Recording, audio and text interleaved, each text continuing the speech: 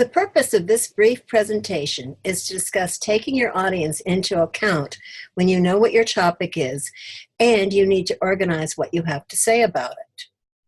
The information that we'll cover ties directly to the first student learning objective for our 200W course. Students' organizational skills should improve in writing and speaking. Although we'll be focusing in this presentation on how to organize what you have to say when you are giving a presentation, what we'll be discussing should also be relevant to organizing what you have to say when you have something to write. How many of you remember show and tell? I know I remember it. When I was in kindergarten, at least once a month, all of the students would be invited to bring one thing in the world that they would show to the class and tell the class about. For better or for worse, I often think about show and tell during some of the presentations that students are required to give towards the end of the 200W course. The path of least resistance for giving these presentations is for the presenter to stand up in front of the class and tell everyone what they've learned about their topic. But the problem with this sort of presentation, though, is that it rapidly becomes more of an excuse to show and tell than to do anything else. By the end of the semester, you really are an expert in whatever it is that you'll be studying all term. The path of least resistance is that you'll want to show everyone about what you've learned and tell them about it. So then you'll tell the audience all that you know. But what happens? What happens to your audience? There's no connection.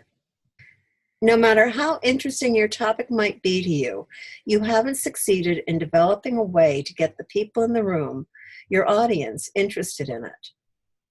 And besides, your organizational principle often can be no more than, here's everything I know about this topic, which isn't really a solid way to organize what you have to say. Here's how to organize what you have to say and how to connect with your audience.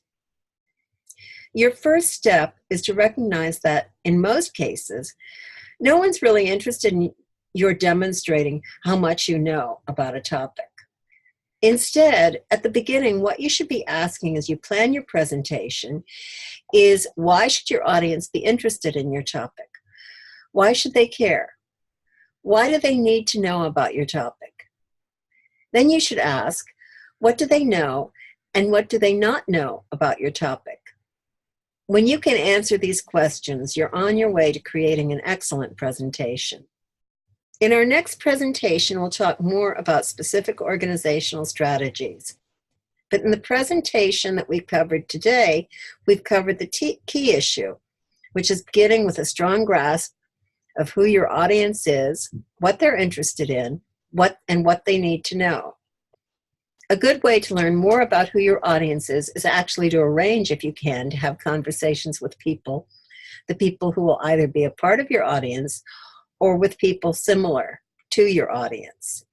After you've finished your audience analysis, you're ready to develop your strategy for your organizational plan, which is what we'll discuss in the next presentation.